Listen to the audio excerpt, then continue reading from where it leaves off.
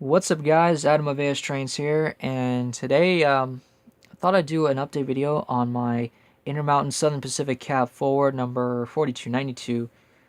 It's been a long time since I've run this engine, and I haven't even run it since March of this year. And the reason why is because the tender was involved in an accident.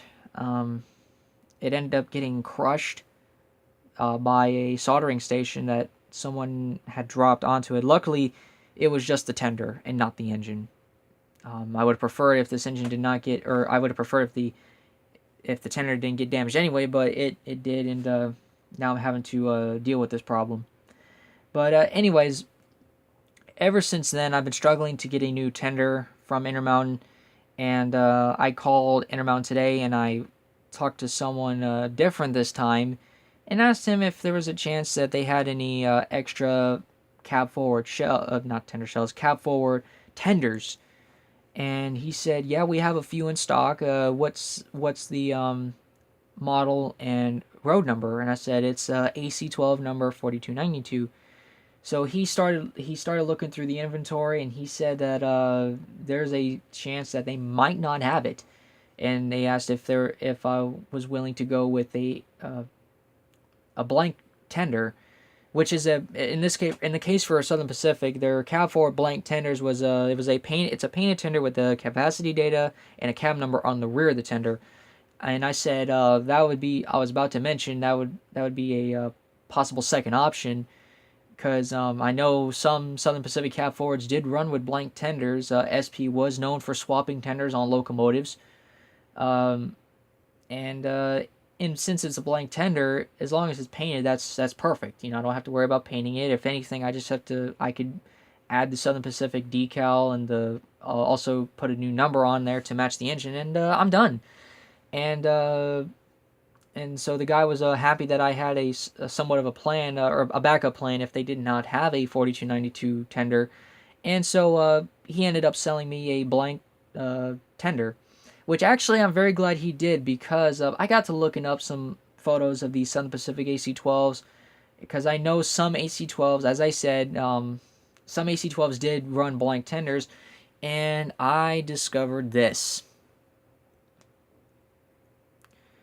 That is 4292, the real one, running a blank tender. So I will still be running a correct setup. This is just not going to be. It's just not going to be uh, what originally came in the box. But still, though, I am happy as can be.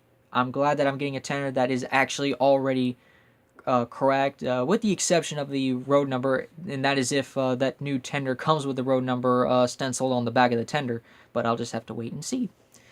So, also another thing, you guys may remember that I originally had an ESU Lokesound Select decoder in the original tender.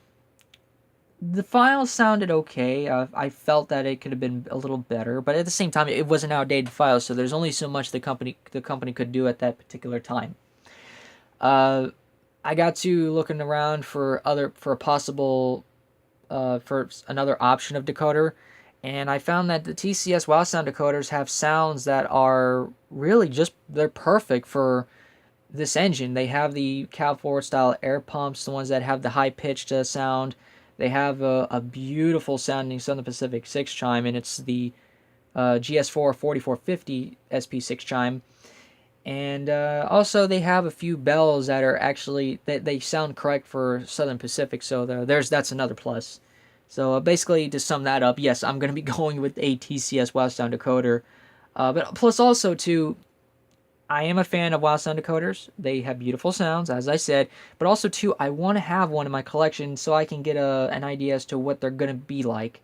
I have a Soundtracks decoder. I have my Givo, my Florida East Coast ES44, has a Loke sound decoder, beautiful sounding decoder.